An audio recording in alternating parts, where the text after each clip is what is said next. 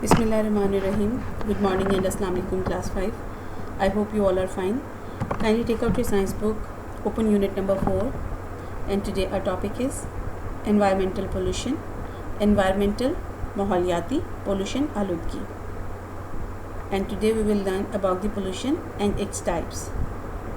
आज का जो हमारा टॉपिक है वो है आलूदगी और उसकी इकसाम. Environment. What does it mean by environment? Environment जिसे हम उर्दू में माहौल कहते हैं. Environment is a French word. ये एक French word है जिसके मायने होते हैं surroundings. We can define environment as everything around us makes our environment. हमारे इर्द गिर्द जितनी भी चीज़ें हैं वो सब मिलकर हमारा माहौल बनाती हैं. This includes living, biotic and non-living, abiotic things. और इसमें तमाम तर जानदार और बेजान चीज़ें शामिल होती हैं. We can define environment as all the living things and non-living things around us makes our environment. हमारे इर्द गिर्द जितनी भी जानदार और बेजान चीज़ें हैं वो सब मिलकर हमारा माहौल बनाती हैं. As we know that no one can live alone. हमें पता है कि हम में से कोई भी अकेला ज़िंदगी नहीं गुजार सकता. All the living things exchange different materials with their environment.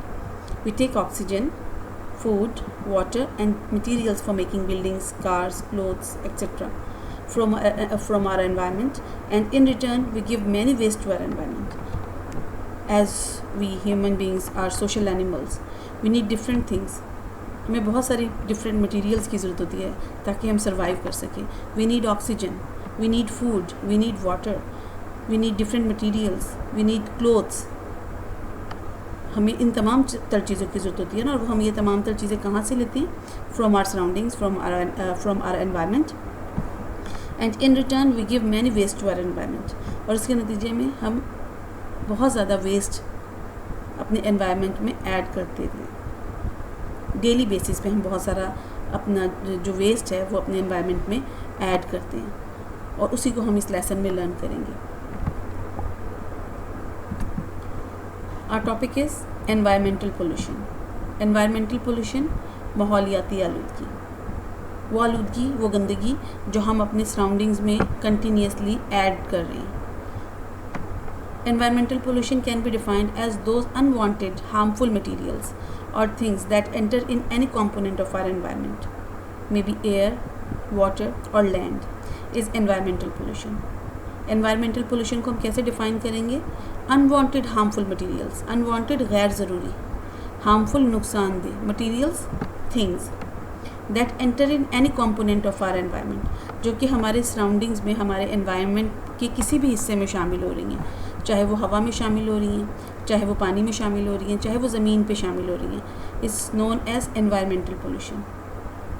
उन्हें हम क्या कहते हैं? माहौलियाती आलूदगी. यानी कि वो तमाम तर गैर ज़रूरी और नुकसानदेह चीज़ें जो कि हमारे सराउंडिंग में ऐड हो रही हैं आहिस्ता आहिस्ता, उन तमाम को हम क्या कहते हैं? Environmental pollution.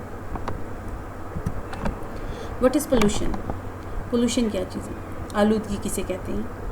The addition of unwanted materials that cause damage to living things and their belongings. वो तमाम तर गैर ज़रूरी चीज़ें जो कि लिविंग थिंग्स को और उनके इस्तेमाल में आने वाली चीज़ों को नुकसान पहुँचाए, वो तमाम तर गैर ज़रूरी मटीरियल्स, तमाम तर गैर ज़रूरी चीज़ें, उनको क्या कहते हैं? पोल्यूशन, आलूदगी कहते हैं. The materials which cause pollution are called pollutants. और वो मटीरियल, वो नुकसानदेह मटीरियल्स जिनकी वजह से पोल्यूशन, आलूदगी फैलती है, आलूदगी होती है, गंदगी होती है, वो तमाम तर अज्जा को क्या कहते हैं? तमाम तर थिंग्स को क्या कहते हैं? पोल्यूटेंट्स. आलूदा या गंद या कचरा, उसे क्या बोलते हैं? Pollutants. The materials which cause pollution, वो तमाम तर चीज़ें जिनकी वजह से आलूदगी होती है, उन्हें हम कहते हैं pollutants. Types of pollution. There are 3 major types of environmental pollution. अब एनवायरमेंटल पोल्यूशन की 3 बेसिक टाइप्स हैं. एयर पोल्यूशन, फ़िज़ाई आलूदगी, वाटर पोल्यूशन, आबी आलूदगी, एंड लैंड पोल्यूशन, ज़मीनी आलूदगी. ओके. एयर पोल्यूशन, ये जिसे हम फ़िज़ाई आलूदगी भी कहते हैं. The addition of unwanted and harmful materials in the air causes air pollution. हवा के अंदर जितने भी गैर ज़रूरी और नुकसानदेह मटीरियल्स ऐड अप हो जाते हैं, उनको हम क्या कहते हैं? एयर पोल्यूशन, फ़िज़ाई आलूदगी कहते हैं उन्हें. गैर ज़रूरी अज्जा, हार्मफुल अज्जा, for example smoke. Sources of air pollution, ज़राए क्या हैं फ़िज़ाई आलूदगी के या हवा में जो गंदगी है उसकी क्या सोर्सेज हैं, किन ज़राए से ये ऐड हो रही है एयर पोल्यूशन हमारी एनवायरनमेंट में। Gases and smoke from burning of fossil fuels in Holmes, industries, vehicles and power stations. Gases and smoke from burning, different gases जो बर्निंग के नतीजे में कॉज होती हैं। For example I told you कि जब हम फॉसिल फ्यूल किसी भी चीज़ को जलाते हैं तो उसमें जलने के अमल के दौरान कार्बन डाइऑक्साइड प्रोड्यूस होती है और कार्बन डाइऑक्साइड हमारी एयर के अंदर इंक्रीज़ होती रहती है। चाहे वो हम स्मोक और कोई भी स्मोक, जब हम कोई भी कचरा वगैरह कहीं बर्न होता है तो उसके नतीजे में जो धुआं, उसके वो भी हमारी एयर पोल्यूशन की एक बहुत बड़ी वजह है। इसी तरह फैक्ट्री से जो धुआं निकलता है वो भी हवा के अंदर ही एड अप हो रहा है ना, और हवा को गंदा कर रहा है। Vehicles and power stations, vehicles ये जो गाड़ियों से और मोटर बाइक से जो धुआं निकलता है ये भी एयर पोल्यूशन को इंक्रीज़ कर रहा है। इसकी वजह से भी बहुत ज़्यादा फ़िज़ाई आलूदगी में इजाफा हो रहा है। Dust, forest fire and volcanic eruption are some causes of air pollution. इसी तरह से गर्दो गुबार, ये जो मिट्टी और ये डस्ट है। फॉरेस्ट फायर, जंगलों में लगी हुई आग, जंगलों में आग लग जाती है ना, तो उसकी वजह से भी बहुत ज़्यादा स्मोक जो है वो एयर पोल्यूशन की वजह बनता है। एंड वॉल्केनिक करप्शन, और जब ये आर्टिफिशियल पहाड़ फटते हैं उनसे जो धुआं निकलता है, उनके जो स्मोक है उसके अंदर बहुत ज़्यादा अनबर्न्ड कार्बन पार्टिकल्स होते हैं और उसकी वजह से भी एयर पोल्यूशन ज़्यादा हो जाती है, फ़िज़ाई आलूदगी ज़्यादा हो जाती है। Are some causes of air pollution, कुछ वजूहात हैं ये फ़िज़ाई आलूदगी की। You can see in this slide air pollution की वजह से कितनी ज़्यादा प्रॉब्लम्स होती हैं, क्योंकि जब हम ये गंदी हवा ब्रीथ इन करते हैं तो हमें लंग्स की बहुत सारी ऐसी बीमारियां हो जाती हैं। ठीक है, ये देखिए ना, फैक्ट्रीज से धुआं निकलने से एयर पोल्यूशन में इजाफा हो रहा है। फिर जितने भी ऑटो व्हीकल्स हैं, चाहे वो एरोप्लेन है, कुछ भी जो भी चीज़ रन कर रही है वो पेट्रोल से रन कर रही है ना, और पेट्रोल जब बर्न होता है तो उसमें बर्निंग के प्रोसेस के दौरान कार्बन डाइऑक्साइड प्रोड्यूस होती है और वो भी कंटिन्यूसली हमारी एयर के अंदर मिक्सअप होती रहती है। इसी तरह से फॉरेस्ट फायर से भी बहुत ज़्यादा कार्बन डाइऑक्साइड प्रोड्यूस होती है और डिफरेंट गैसेस प्रोड्यूस होती हैं जो कि हमारी एयर में एड अप होती रहती हैं और एयर पोल्यूशन की वजह बनती हैं। Now effects of air pollution, air pollution के असरात क्या होते हैं। Air pollution directly effects are throat, lungs, eyes and skin. Toxic air causes bronchitis and lungs cancer. Air pollution directly हमारे गले को, फेफड़ों को, आइज़ को और स्किन को अफेक्ट करती है और इसके अंदर बहुत सारे ऐसे केमिकल्स हैं, बहुत सारे ऐसे हार्मफुल केमिकल्स हैं जो कि हमें लंग्स कैंसर की वजह बनते हैं। It slows down photosynthesis in plants. इसकी वजह से प्लांट्स के अंदर जो फोटोसिंथेसिस है, अपनी फूड खुद प्रिपेयर करने का जो एक प्रोसेस है, वो स्लो डाउन हो जाता है। It reduces plants growth. अगर फोटोसिंथेसिस कम हो जाएगा, स्लो डाउन हो जाएगा प्लांट के अंदर, प्लांट अपनी फूड खुद से प्रिपेयर नहीं कर पाएगा तो उसकी ग्रोथ भी इफेक्ट होगी और उसकी ग्रोथ जो होगी वो कम हो जाएगी प्लांट की। Acidic gases from industrial smoke dissolves in rain water and form acid rains which damages buildings, trees and aquatic life. और जब ये बहुत ज़्यादा हार्मफुल गैसेस हमारी एयर के अंदर एड अप हो जाती हैं और जब रेन होती है तो ये तमाम तर जितनी भी गैसेस हैं ये वाटर के साथ मिक्सअप होकर डिज़ोल्व होकर ज़मीन पर आ जाती हैं और एसिड यानी कि तेज़ाब की तरह से हमारी बिल्डिंग्स को, ट्रीज़ को और एक्वाटिक लाइफ को डैमेज करती हैं। ठीक है। Chlorofluorocarbons are damaging ozone layer, which is the protective layer of our environment, which protect us from the radiation of the sun, which may cause skin cancer.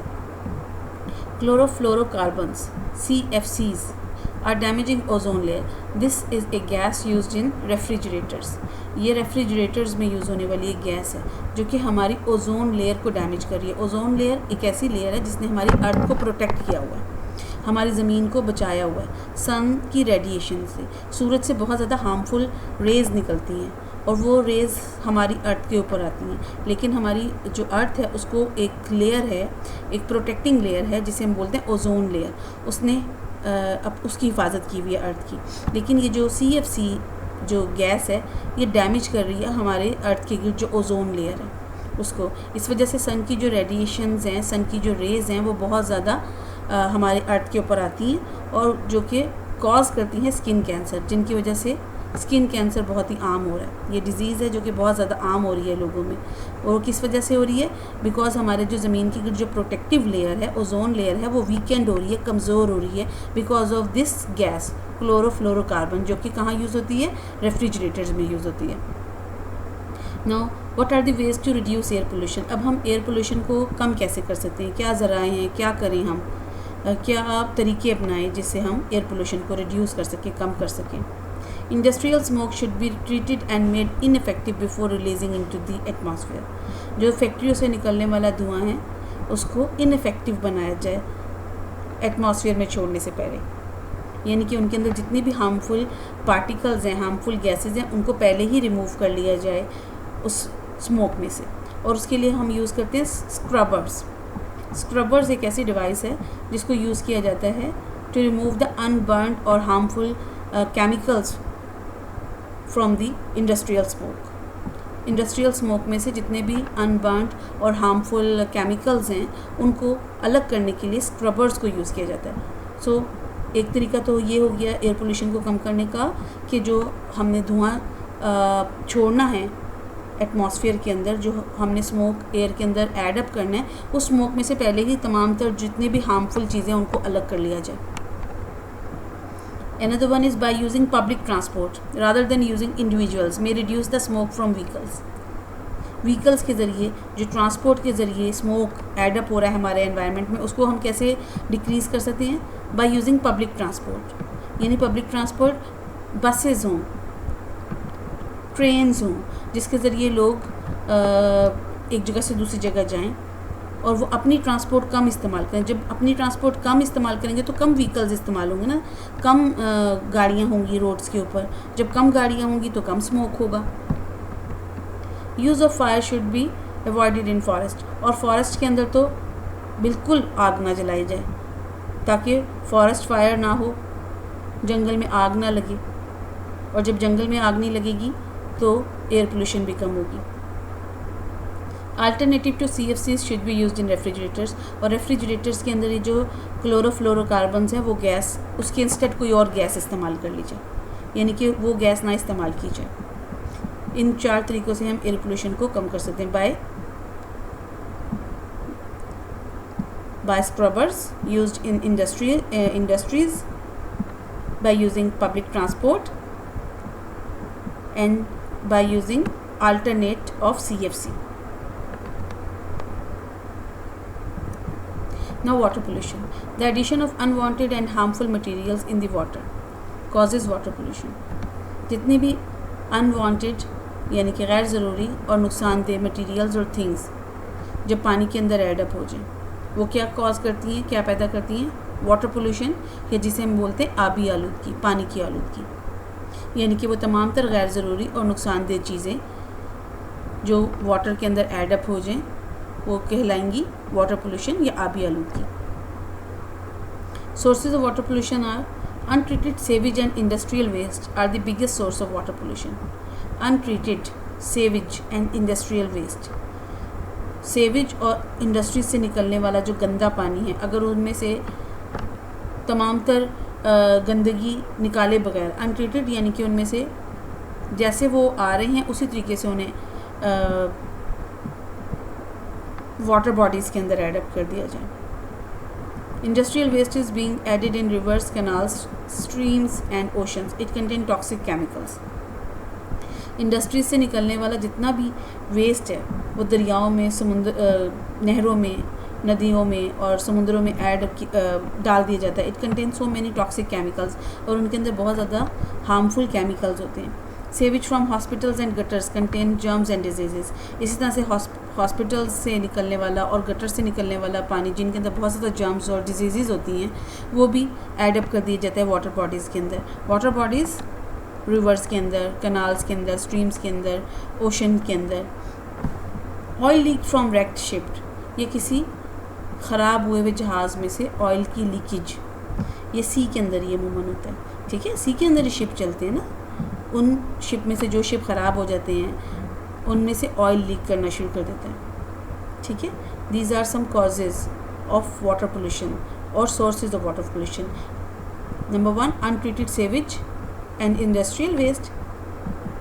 Then industrial waste containing toxic chemicals, sewage from hospitals and gutters, oil leaked from wrecked ship. Now the effects of water pollution. Polluted water affect all the organisms as water is the basic requirement of life. Germs in polluted water cause diseases like cholera, typhoid, etc. Polluted water affect all the organisms as water is the basic requirement of life. Water की तो सबको ज़रूरत है, basic requirement है, basic necessity है, ज़रूरत है इंसानी ज़िंदगी की. अगर वाटर ही नहीं होगा तो पूरी तमाम तर ऑर्गेनिज़म्स की ज़िंदगी अफेक्ट होगी. Germs in polluted water cause disease. ये जो पोल्यूटेड गंदा पानी है ये बहुत सारी डिजीज़ कॉज करता है, like cholera, typhoid, dysentery. Number 3, some metals like mercury, chromium and arsenic are found in industrial waste, which is released in rivers or streams or oceans. These metals directly affect fish and accumulate in their bodies. When we eat these fish, these harmful metals enter in our body and cause serious diseases like cancer and brain damage. इनमें जो industrial waste के अंदर industrial waste जो पानी के अंदर add up होता है उनके अंदर बहुत सारी ऐसी मेटल्स उस पानी के अंदर एडअप हो जाती हैं, लाइक मर्क्यूरी, क्रोमियम, आर्सेनिक.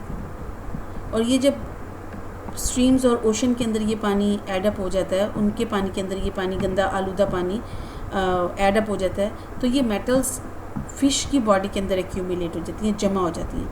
और वो कैसे, क्योंकि फ़िश तो वाटर के अंदर रहती है ना, वो जब वो आलूदा पानी अपने अंदर लेकर जाती हैं तो उनकी बॉडी के अंदर ये तमाम तर मेटल्स लाइक क्रोमियम, मर्क्यूरी उनकी बॉडी के अंदर एडअप होना शुरू हो जाती हैं.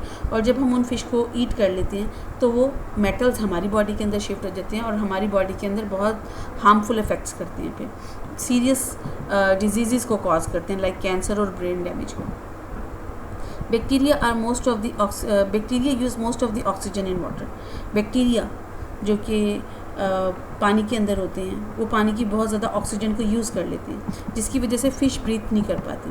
Fish do not get enough oxygen and die. जब बहुत ज़्यादा बैक्टीरिया पानी के अंदर एडअप हो जाए, यानी कि पोल्यूटेड पानी के अंदर, गंदे पानी के अंदर जब बहुत ज़्यादा बैक्टीरिया हो जाते हैं तो वो तमाम तर ऑक्सीजन वाटर की यूज़ कर लेते हैं और उसकी वजह से जो फ़िश होती हैं उनको ऑक्सीजन नहीं मिल पाती और वो डाई कर जाती हैं.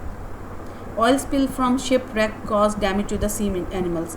और ये जो ऑयल है शिप्स में से, यानी कि जो ख़राब शिप में से जो ऑयल लीक कर रहा होता है, उसकी वजह वो भी एक बहुत बड़ी वजह बनता है सी एनिमल्स की लाइफ को डैमेज करने का.